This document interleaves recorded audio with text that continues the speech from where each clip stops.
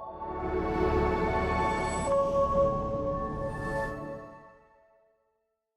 just finished a great podcast with Juan Pablo, a great friend of mine, an amazing artist, and we talked all about daughters, about how amazing they are, how curious they are, and how bizarre they are. Enjoy.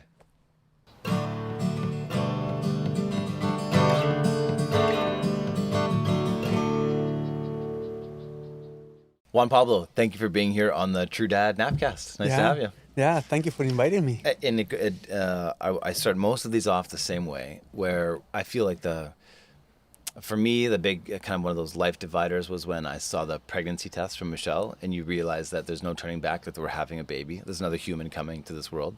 So when Roya showed you the pregnancy test and was like, hey, it's a go time, give me that experience. What was it like for you?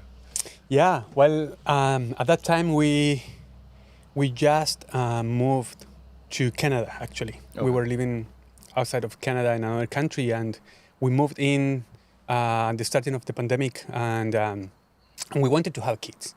So as soon as we moved in, one day she said, something is going on. Yeah. Let's get the pregnancy test. And I remember getting two because she wanted to make sure that it was right. Sure. And then, she went into the bathroom and she did it. And I remember she saying like, no way. And I was like very happy, no way. Did you hear the no way from inside the bathroom? Yes. Also, she looked first? Yeah. So and then I went inside and I just we hug and she showed it to me. I said I have to do it again. And then she did it again. It was I confirmed that. Oh, yeah. That's crazy, isn't it? Mm. Yeah, I know. One of the reasons that I was excited to talk to you about is, I just love talking with other dads that love being dads. And we both share a love of daughters. You've got two girls. I've got one. But they are a completely different, a different window on life altogether. We are men. I had a boy as my first boy. And there was a real comfort and ease in knowing that, okay, I just got to raise a boy. I've got the tools he's got. It's not that big a deal. And then all of a sudden you have a daughter and you're like, oh my gosh, everything's completely different. What are some of the things that you've enjoyed the most about daddy-daughter days? Yeah, that's actually a very nice topic because, I had the experience of being raised as a boy, like my dad teaching me how to do boy stuff. Oh, sure. So, and then, so I as a kid, I didn't pay attention what they were teaching to my sisters to do, growing them as daughters. So when it was my time to become a dad and having a daughter, I didn't know, okay, so I have to shift everything, what I know about being a boy, I need to teach how to be a girl. So, and then I was thinking that there are so many things that the old-fashioned way of parenting, brought. I had that in me that I said, I don't want to do that anymore. I want to just become that dad where the daughter is capable of doing exactly the same things. Sure. and not being pushed away because those are boy stuff or these are girl Sure. stuff. No, she can do whatever she wants. So it has been a beautiful journey of learning how to raise a wonderful daughter, two daughters in this case. They are 2 years apart. So one is 4.5 and the other one just turned 2 days ago. And it has been a beautiful, beautiful journey to learn how to raise them, trying to search for information, trying to have conversation with other parents. The same way as we're having this conversation, I've been having this conversation with other parents. Trying to take what is accurate for me, what it seems to be the best way to raise them, and trying to reciprocate that. And totally, that's what we all talk about, right? That there's no guidebook, right? Mm. There's no hey, this is the way it's supposed to go, and you can just check off this big checklist as you go. That you basically are having to learn it from scratch. And when you're learning it from scratch for a daughter, I found it was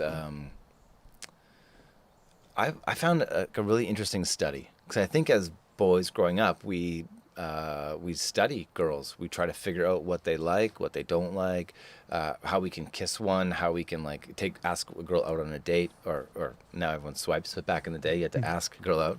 And and just to try to figure out women, because we aren't one, right?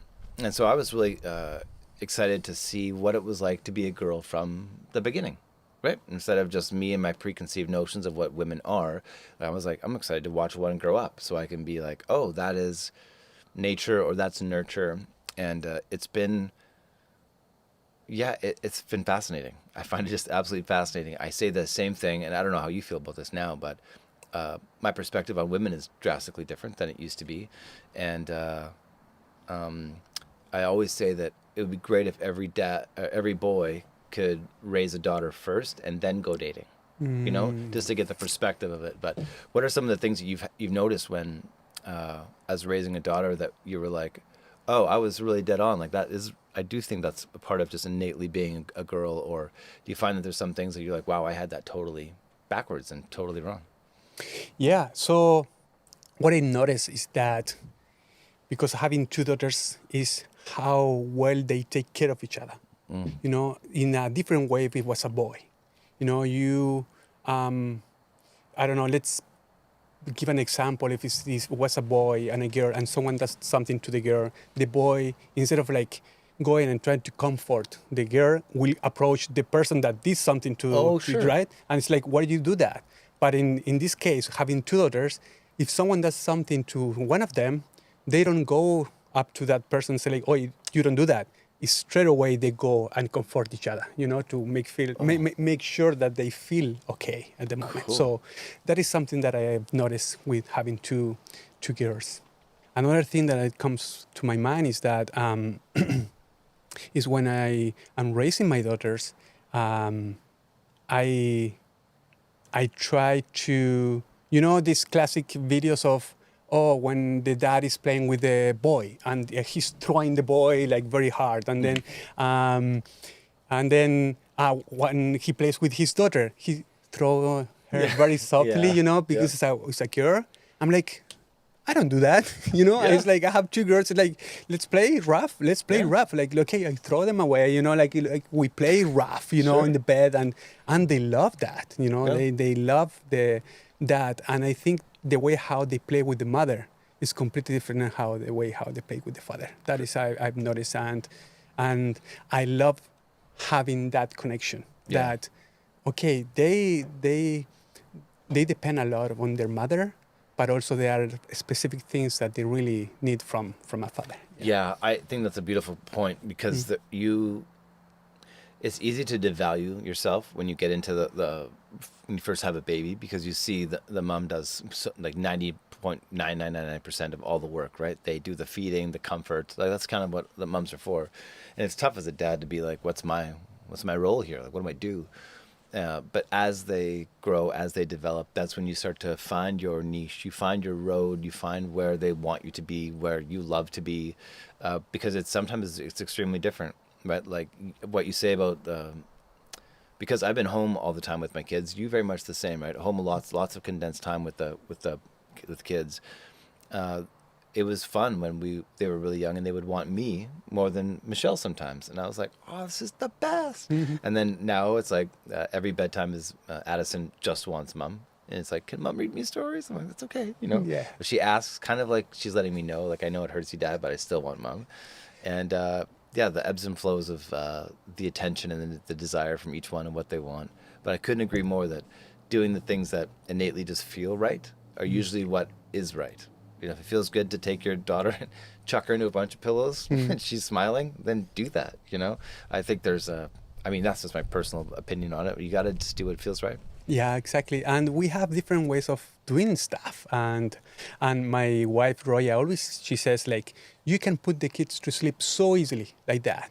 And I said to her, well, I don't have boobs, you know? Like, they are looking for those. The small one is, every time she's like trying to fall asleep and it takes a long time for her to fall asleep, I jump in and she looks at me and is like, you know, like, why are you coming? Like, I'm with mom. I want to keep being with her. Like, and then as soon as she like lays down with me, in 2 minutes, she's gone.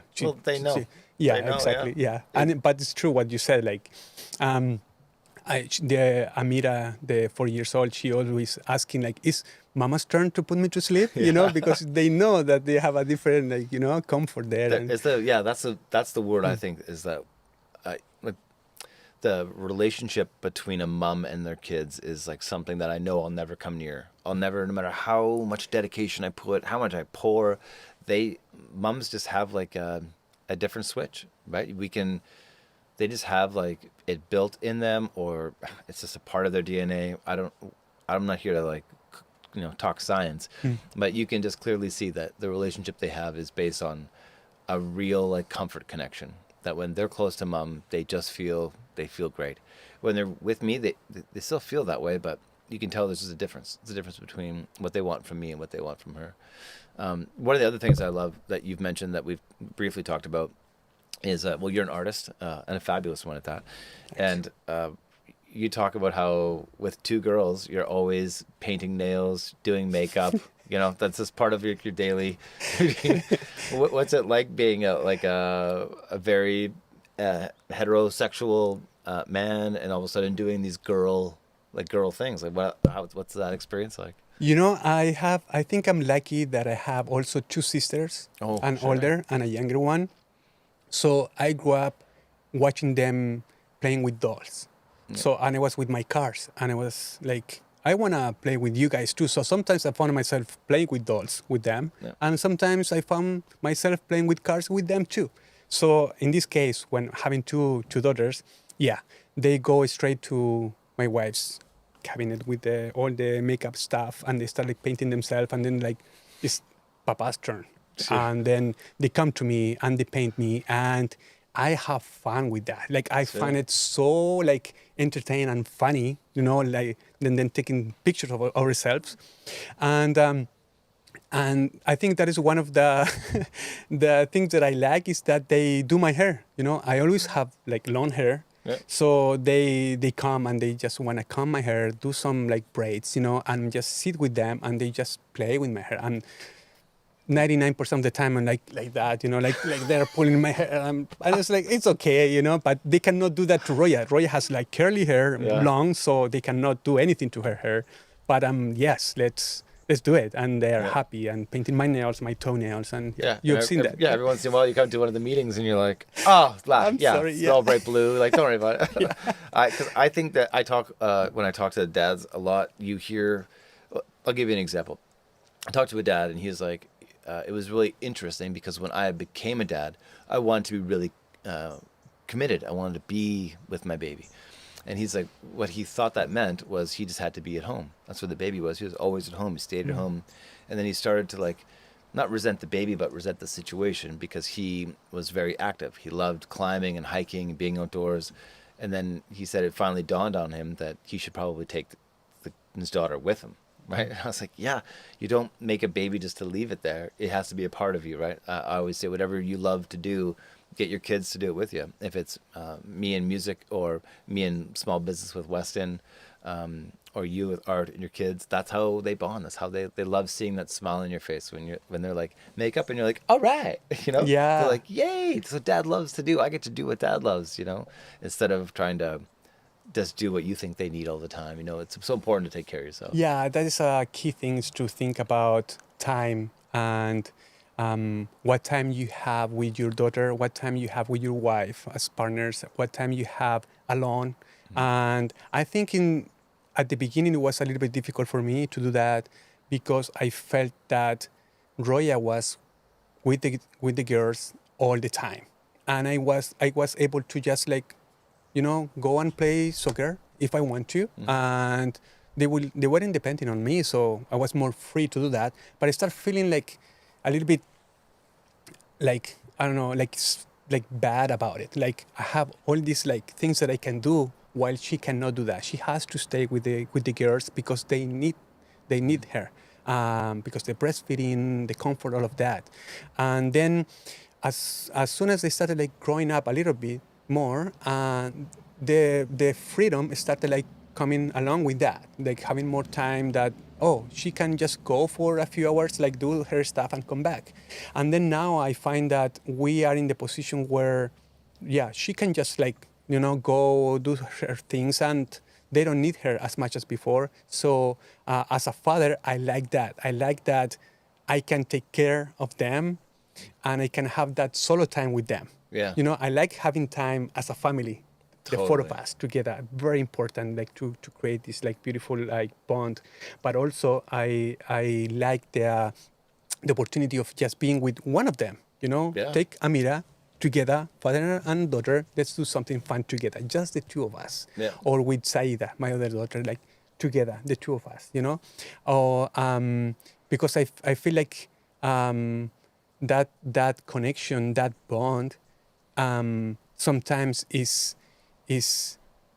put it aside because we always want to have like a family time all together. Yeah. But I think that it's also very important too to have like one-on-one where That's really well said, because a lot of people don't have that time, right? Like I said before, as entrepreneurs or like business owners, we have a bit of time to like be flexible, to spend more time with kids, and but yeah, the importance of the bonding time, is saying like, hey, like maybe it's our turn to go do something. Hey, you want to just go? And I know that I don't do that enough. I try to, and I think I know Weston once called me out. He's like, Dad, there's all these things that you say we're gonna do, like, but we haven't done some of them. And I was like, oh, well, because I want to do these things. So I said, okay, well, as soon as we get home, we're going to get a book. We're going to write in that book all the things that Dad said that we're going to do, and then we're just going to start checking them off. And it was great. And they were just small things, like go get pizza together or whatever they were. But I don't know about all kids, but Weston just keeps track, like very legitimately, every single thing I've ever said, right? And if he's like, you owe me this, then like I owe him. He doesn't lose the register. One of the other things that we talked about that, I don't know if I'm just reminding you of all these things, but I remember we were talking about knowing that there's back to time again, there's only so much time where it's going to be comfortable and maybe even socially acceptable to be in the bed and just touching your daughter on her body, right? Rubbing her cute little bum, right? Rubbing her cheeks, her belly, like her little soft tummy, like all the parts that make that you just want to eat them up, right? And how like when does someone come and say, can't do that anymore? Yeah, it's so true. The way how we have lived in our family is with our two daughters is that I sleep with one of my daughters. So we in the two rooms, my wife sleeps with my other daughter, 2 years old, and I sleep in another room with my 4 years old. So like cleaning her bum after she goes to poop. It's like, okay, I can do this now, but I'm not gonna do this my whole life. And then hugging her, or when she's asleep and I go in bed and I see her like her little body, sleeping so cute, and I grab her hand. And I literally take her hand and I put it on my face like that because she's not too touchy, she doesn't. So I take her hand and I do this, to myself. And I'm like, this feels so nice. And then, on kissing her, in the cheeks while she sleeps and hugging her. I'm like, I feel like this time is going to pass so fast, so fast. And then I'm going to look back. I'm not going to regret that I didn't kiss her enough or hug her enough or something, because I'm like very touchy with her. Like, I love that. Yeah, I think there's something really, there's something about the innocence of it being okay to be that intimate. I think we grow up and as we date and stuff, like, intimacy that way, like that genuine, like that deep love that you have for your daughters, is not something that you really translates when in your dating years. And even in your wife, well, she's an adult now, and you usually get together for, because you love them, they're beautiful, and you have different intentions, right? But with a daughter, there's just like this innocence of like beauty, this innocence of like trusting your body, trusting to be naked around your dad, right? And I think that's just like this beautiful thing that you get with a girl that you don't get unless you have a daughter, and it's so precious. And I think to hear, because that's one of the things that I love talking like this with dads, because unless I heard you say that, I probably never would have brought that up. But it is something that I really think about, like when when she jumps up on me, right, and just gives me like this big hug, or she's all nudie, or like, you give her bum a pinch, or you're like, oh my gosh, you're this most beautiful thing. You just feel like, is it allowed? Am I allowed to do this? Because no one ever said yes or no to anything.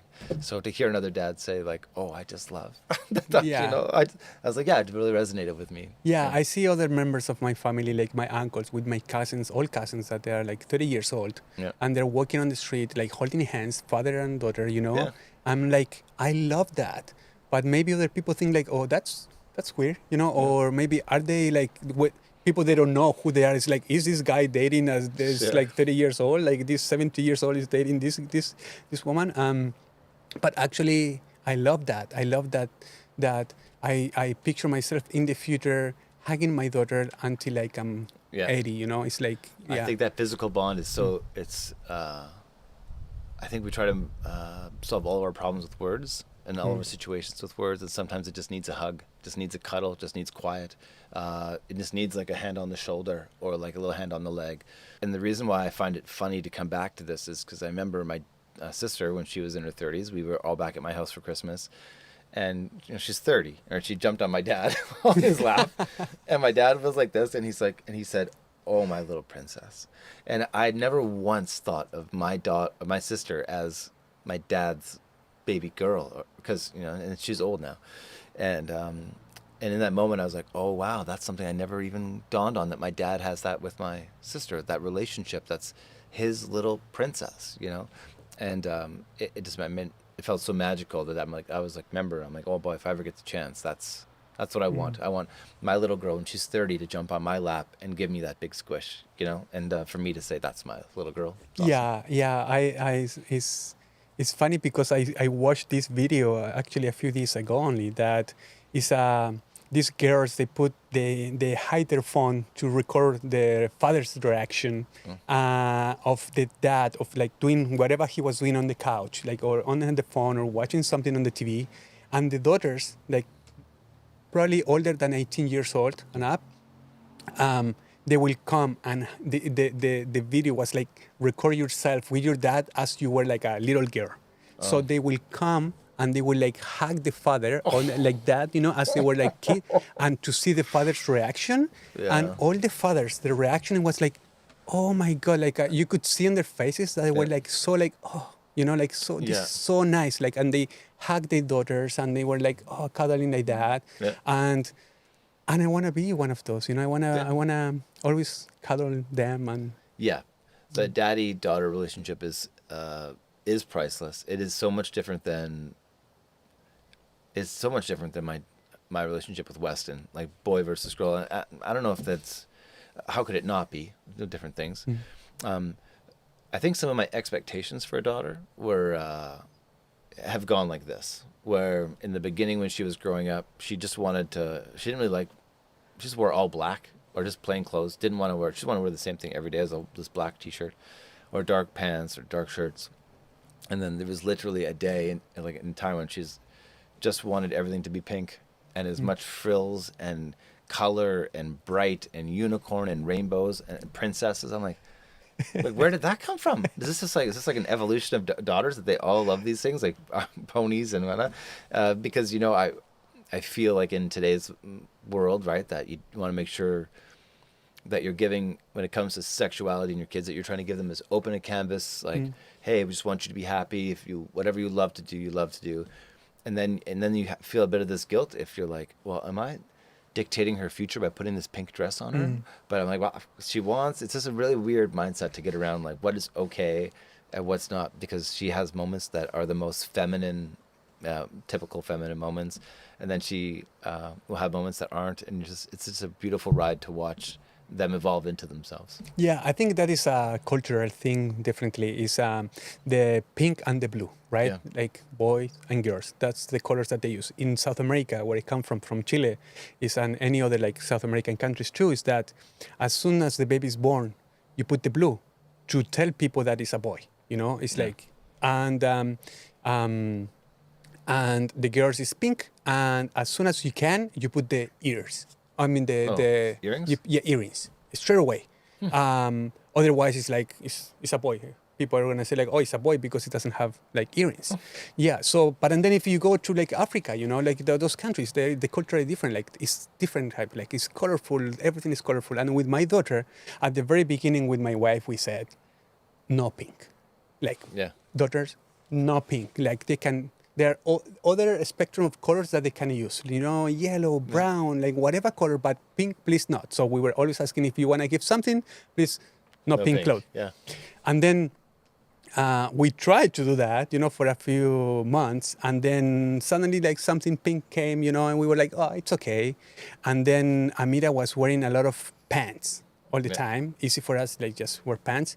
But now dresses all the time. Yeah. You cannot, like, she will wear dresses no matter what. Like, and I was like, why suddenly, exactly the same thing, like, why suddenly now it's just dresses and pink and unicorns, and all these like characters of like princesses. And I was like, okay, if she loves that, let's enjoy it with her and let's have fun together. I opened up Addison's drawer 2 days ago. I just slid open the bottom drawer, and it was like the movies. It just went, bang, and all these like just dresses and frills and like purples and rainbow dresses, and she's got a peacock dress and shiny satin fabric. I'm like, what? This is crazy, just jammed in there because she's got so many now. But they're just an absolute a treat and a wonder to be around. And I think I can easily say that there's very few things in my life that I've been so that have pulled at my heartstrings quite as much as a daughter. That just make you go, oh my gosh. Like, I had a friend describe it to me. This is like 30 years ago. I was like, what's it like to have a daughter? And he's like, well, I love my wife. Like, I would do anything for my wife, but I would throw my wife in front of a car in 1 second if it meant saving my daughter. He's like, I would do anything. It doesn't matter, like my daughter is like that. There's just a different type of protection and intensity that you have towards them. And so it was always nice to chat with you and for you to be like, oh, I love my daughters too. I'm like, another friend of mine said to me, when I was about to become a father and having a daughter, he said, just be ready. And I said, oh yeah, everyone says that, just be ready. So like, no. Be ready because your heart is going to unlock a piece of a place that is there, that that is there probably, but you cannot like imagine how it feels. Yeah. He's the father of two one daughter and one boy. And he said, so when you unlock that part of your heart, it's going to open up another type of love that is, you cannot compare with anything. The love that you feel for your parents, for your friends, for your wife, for your pet is not the same. Like having a daughter is a love that is unimaginable. It's another spectrum. It goes in another spectrum. And I said like, oh, that's wonderful. And then, when I have a video when I hold Amira for the first time at the hospital, and I hold her, and then suddenly, like, the connection, like something happened there that opened, and then I like, whoosh, my tears start like coming, and I start like just crying, and I couldn't believe that I have this little daughter with me on my arms, hugging her, and that was one of my like beautiful and special moments that I will always remember. I think that you're blessed and you're graced with the kids that are going to make you a better person, and I know that it feels to me in my bones like we're renting Addison. Like I'm already on borrowed time. Like I know it feels like as soon as she's 15, 16, old enough to like have like those really like independent choices, that she's gonna be like, Dad, I'm off to travel, or I'm doing this like I can just feel, and so I think it even more gives me the moments of like holding her close and not letting go. And I'll say to her like, nope, not letting go yet. Dad, like, nope, not yet. Not till I'm good and ready. All right, you kissed enough. Okay, yeah, off you go. Because you gotta steal them, gotta hold them tight. Yeah. Do you, as you look forward to many more daughter years, is there like any sort of overall dad mantras or like things that you look at as your foundational blocks of parenting?